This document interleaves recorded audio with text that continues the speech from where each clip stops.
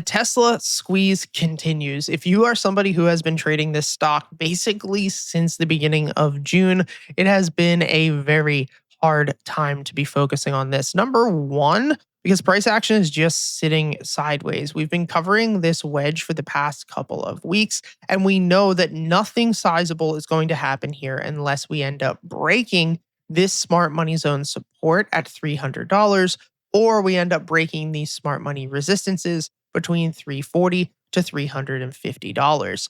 Now, the wedge that is currently in place is called a symmetrical wedge. And this is important because it's normally a continuation pattern. We're going to talk about that in a moment. A wedge like this forms when price action breaks out and is making higher lows. As you can see, we did not take this prior low out. But instead of breaking out into a higher high, which is what we want to see in a bullish market, we end up at lower high, bouncing at higher low, and so on until we finally take out one of these resistances and supports and then continue to the upside or break to the downside. Now, the reason that I think we have a higher chance of breaking to the upside as opposed to the downside is because of the weekly chart. Now, if we zoom out to the weekly, you're going to notice that through all of this compression that we have had, the BX trender, which is this buy-sell indicator, shows buying pressure at the bottom of your screen, has been green. And now I will say that for me personally, my strategy does the worst when we get chopped up sideways here. I do really good in these massive expansions because obviously we have a ton of buying pressure, very easy to see. And we actually do really well during these massive capitulations because it's very easy to see on the BX trender not to trade the stock to the upside. But where we tend to get hurt or tend to underperform is when the stock is chopping sideways, much like how we saw back in August of 24 and currently this summer. Of course, we cannot control the market. We can't control if the market is squeezing, going up or going down. The only thing we can control is our system. So while it's hard to trade and it sucks, what are you going to do about it? But the major indication, in my opinion, showing that we are going to expand to the upside is the fact that that BX trender is still showing green. If price action were to reject this week and that BX trender were to flip red, then the thesis for the breakout to the upside, those chances would definitely shrink more.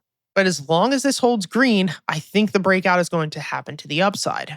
So now let's talk about targets and what the worst case scenario would be here. Now, in order to do that, let's move back into the daily chart.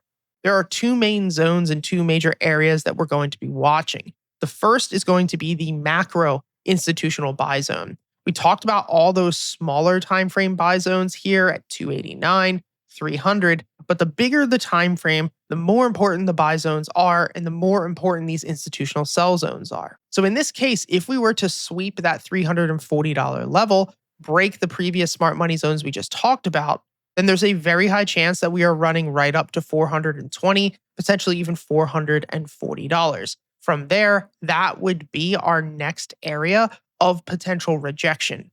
And if we sweep this level at 440, there is nothing stopping us from moving up to 520, 540, 560, maybe even 580 by the end of this year. Real quick, if you like these chart breakdown videos and you want to learn the exact strategy that I use, I put together a free masterclass series that shows you step-by-step how we trade these smart money zones and BX trenders. It's completely free and you get access to all of our indicators as well. The link will be in the description. And I want you to remember that even with all of this going on, I still have a $450 to $550 target for Tesla by the end of 2025. And we still have 6 months until that happens. Now, the worst case scenario here is if these institution levels break, these smaller ones, and we end up giving up $300 to $290, well, then we got an issue on our hands. From there, price action will sell off into 250. And from there, we will need price action to bounce.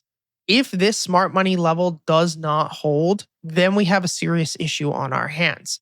We could still see the move back up to 400 and 550 by the end of this year if that occurs. But if we end up snapping that $240 level, structure is going to break.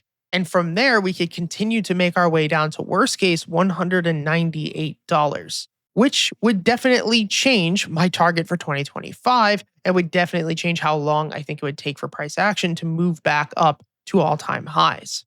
But until that happens, until we see signs on the weekly BX, there's no reason to worry about it. I hope this video helped. Let me know in the comments what you think about Tesla, how you're currently trading it, and what other stocks you want me to cover.